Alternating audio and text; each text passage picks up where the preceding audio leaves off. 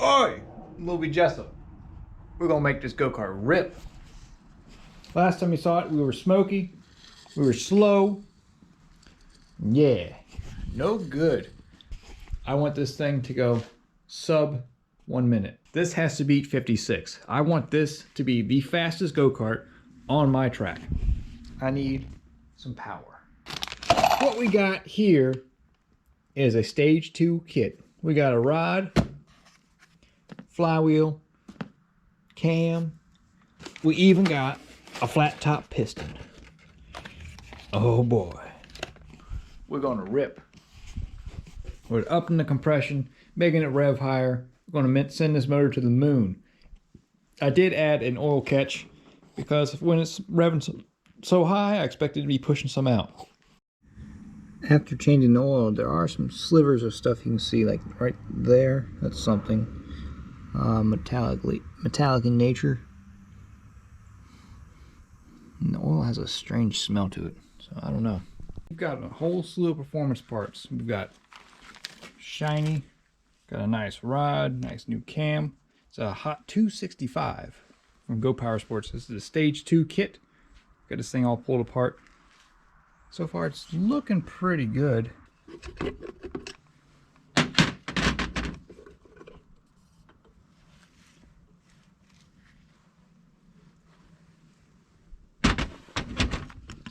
Look at all that sludge in there. That is good. And metal flakes. Quality. That's what you want to see. So I've got the head off, which actually looks pretty good in there. Cylinders, walls are looking pretty good. Yeah, they're looking really good in here. This motor's actually not that old, but it did suck a lot of dirt. I'm gonna get the flywheel off. And just know that my camera is over here struggling. It's like, look, it's like falling up. Oh, I just did something bad. As I said, my camera is struggling, so I don't know how much will actually be recorded on this process, but I do have a new camera coming this week, so it's gonna be exciting. Great. I did what Redbeard Garage did.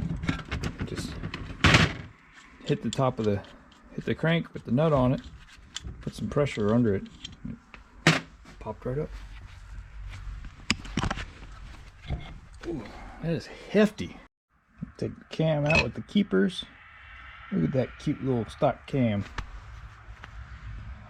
Nice. It's gonna be awesome. Come on, baby. There she goes. Yeah, we're starting to have some scoring in there. Oh yeah. Come on out, little fella.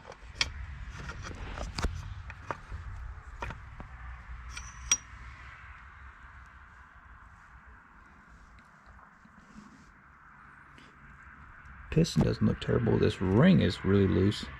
See that? Yep, sure can. Let's see.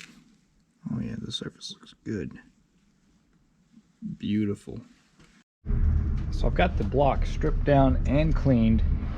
It's looking pretty good. All the gaskets are scraped off. Side covers the same way. We are getting ready to reassemble this. We've got the new piston all dressed up with the correct rings on it. Had to run out and get a 1/4 inch 12-point socket for the new rod because it has 12-point bolts on it. And yeah, we're about to start slapping stuff together. It's gonna be sweet. So we're gonna be using this Lucas assembly lube. This is green.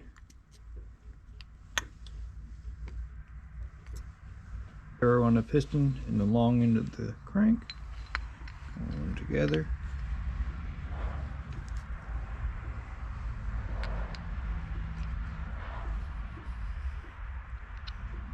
And the cool thing about this kit is the rod bearings. Right here, this rod is serviceable. You can go ahead and replace them once they wear out. More lube in here.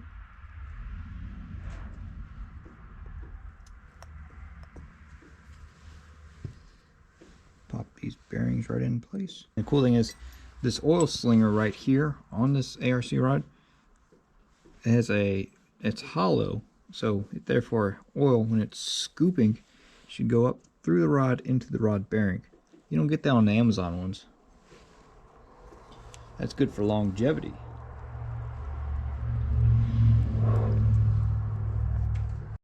It would appear that my piston ring compression tool is junk, so we're just gonna do it the old-fashioned way and stab it in there and hope for the best. Oh, tripod fell apart. Well, only the best.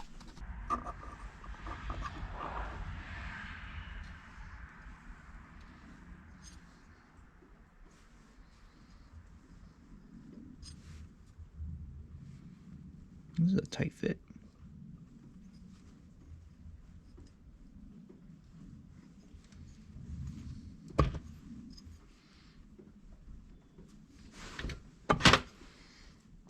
Okay, now we're on that one. That one is going to be good.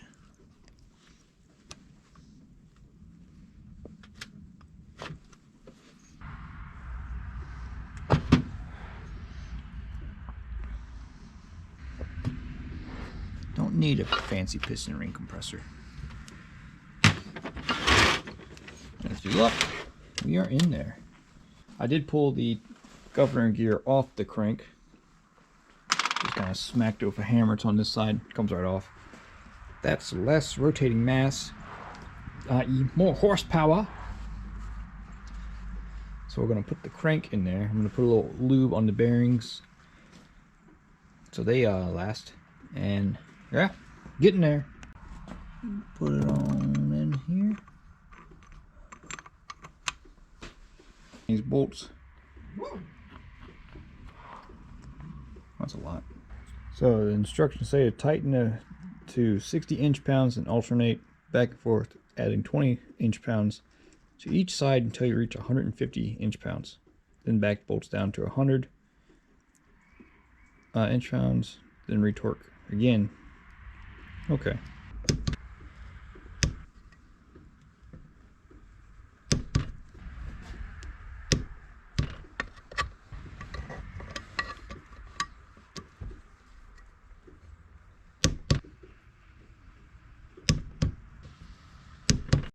Then you loosen them and go through the retorquing process again. So got it loose and then torque them back down, starting at 60 and working your way to 150. So now it is time to put the cam in. We're going to put a little lube where the cam goes.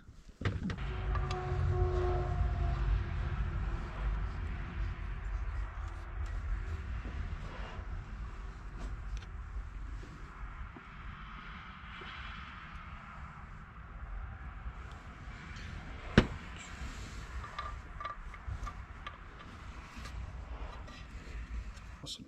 Lube it up.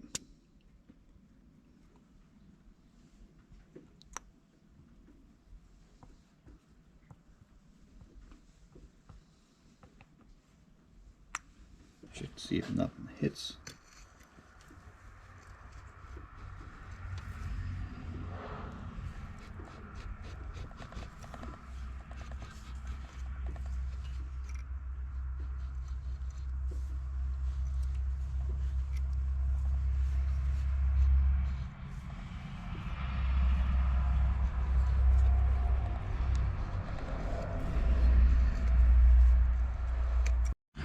It is a very close fit though, I will say that. Holy crap. So I just put the side cover back on and just spun it over by hand, just check for any clearance issues, and everything seems good. There's not any marks on the cam or the crank, so we are looking good. Look at it work, working good.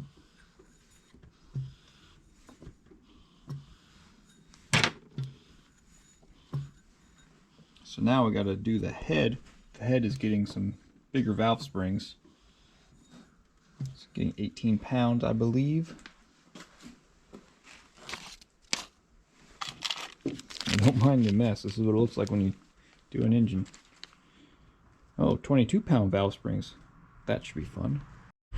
And the valve springs are pretty easy. I've already got the rockers off. You just press down to get the retainers off. And it's really easy with the head off as well.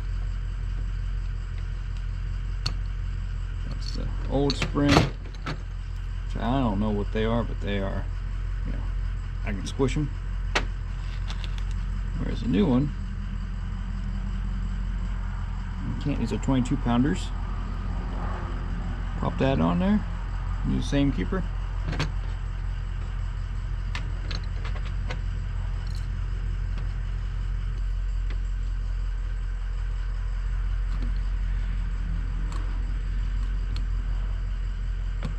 And yeah, they make tools for that, but you don't need it. Use some grit. With the new valve springs installed, I've got the lash set to 003. Perfect. Exhaust. Perfect. You set it cold at, you want 3,000ths, and yeah. So instructions say that you need some lapping compound to get this onto the crank to make sure it mated correctly. So I've got some valve grinding compound, put a little bit on there and just get it going. You know, 20 degrees right now. It makes building this engine really fun. Smear some of this on there. Put this on.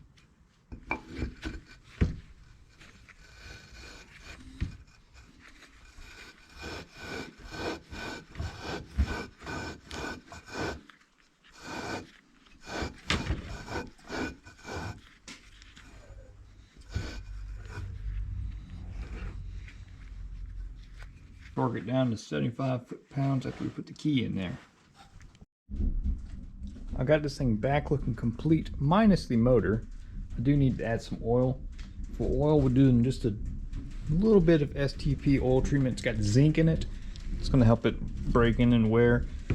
And then I'm also going to use this Lucas synthetic oil. It takes half a quart. We'll use our little mixing jug here and put the correct amount in there and get it back on the cart, all installed, and then we'll go back getting it fired up. I'm fired up. All right, this thing is back together and looking good. Let's give it a fire up. Now, just be mindful, it is like 20 degrees out here.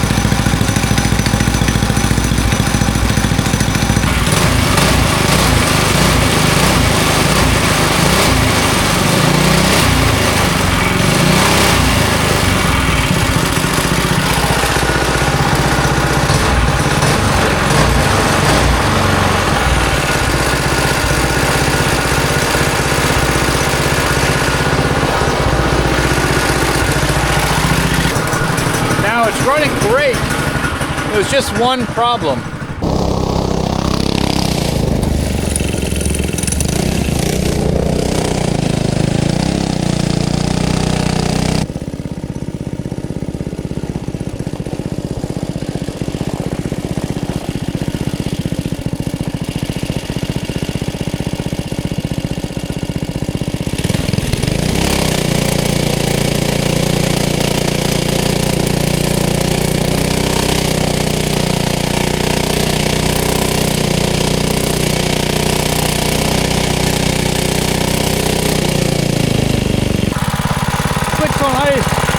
Not very good.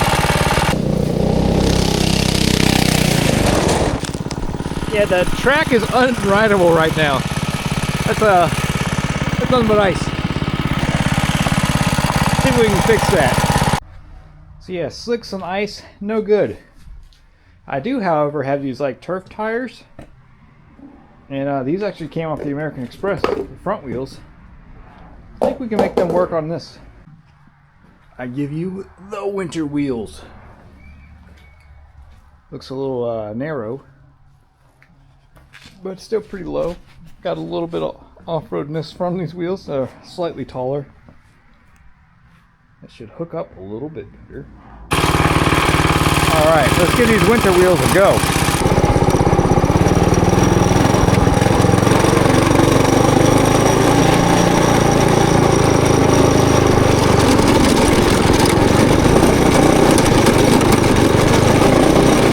Oh yeah, I'm good.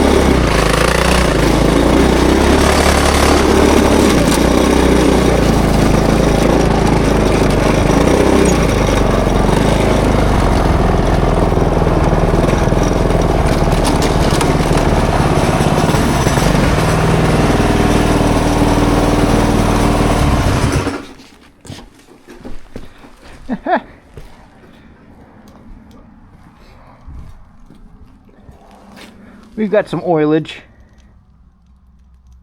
What is that coming out of?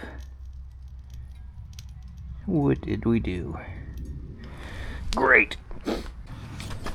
Man, I'm so glad we stopped when we did, because it looks like the crankcase cover unbolted itself.